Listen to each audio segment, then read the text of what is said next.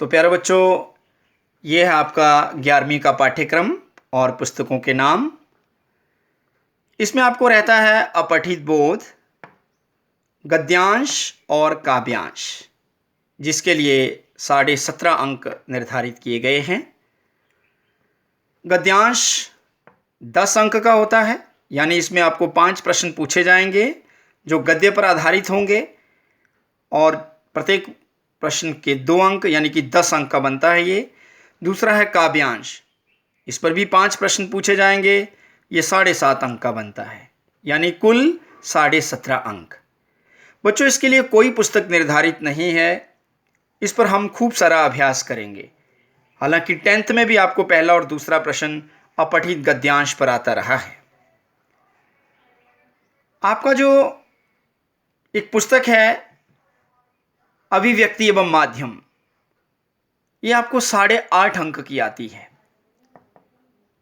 इसमें 2 प्रश्न होंगे, एक 4.5 अंक का और एक होगा 4 अंक का।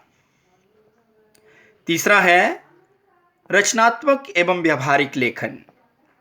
बच्चों, इसमें निबंध और पत्र लेखन होता है, जो आप पहली कक्षा से दूसरी कक्षा से लिखते चले आ रहे हैं। आसानी से आप निबंध और पत्र लिख पाएंगे।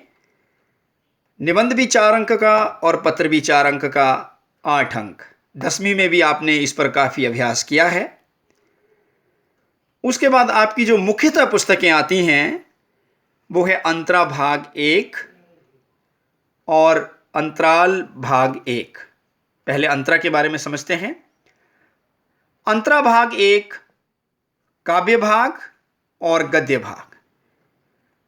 काव्य भाग 21 अंक का आएगा और गद्य भाग 17 अंक का आएगा, यानी कि यह पुस्तक आपको कुल होगी 38 अंक की। आप जानते हैं बच्चों, जैसे 10वीं कक्षा में आपको क्षितिज भाग 2 थी, उसका भी काव्य भाग था और गद्य भाग भी था।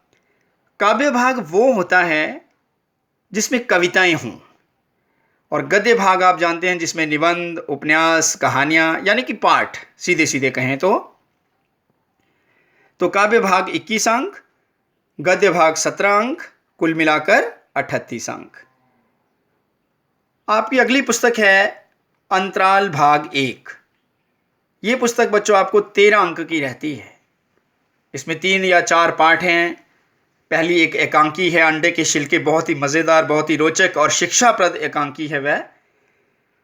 और दूसरा निकोलस रोरिक पर है। तीसरा सरदार शोभा सिंह पर, उनकी जीवनी पर एक निबंध होगा। और चौथा आवारा मसीहा, शरद चंद्र चट्टोपाध्याय की जीवनी पर आधारित एक पाठ, जिसमें शरद के बचपन के दिनों को भी उजागर किया गया है। उसके कथा शिल्पी बनने की कथा को इसमें रेखांकित किया गया है। प्यारे बच्चों, ये था आपका पाठ्यक्रम। मैं इसकी इमेज भी आपको भेजूंगा, इसकी फ़ोटो आपको भेजूंगा और आप उसको अंकित करेंगे। तो ये कुल अंक बने 85, 17.5, 8.5, 8, 38, 13, कुल मिलाकर 85 अंक का ये आपका पाठ्यक्रम है। मेरे बच्चों, ये था आपका पाठ्यक्रम। इस पाठ्यक्रम की मैं आपको इमेज भेजूंगा। आपने एक नोटबुक लगानी है, अभ्यास पुस्तिका लगानी है असली।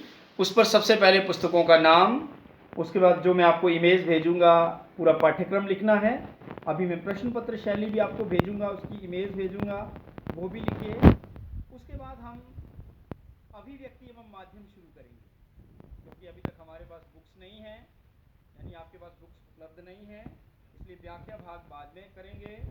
इस समय आप कितने अंक का सिलेबस स्वयं कर सकते हैं वो मैं आपको बताता हूँ।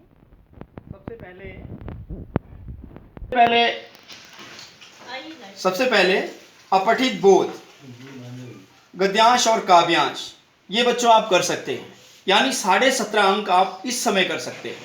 अभी आप पेपर देने बैठेंगे तो मुझे पूर्ण विश्वास है कि आप अपठित बोध स्वयं कर लोगे। 17.5 अंक आपके पक्के हैं।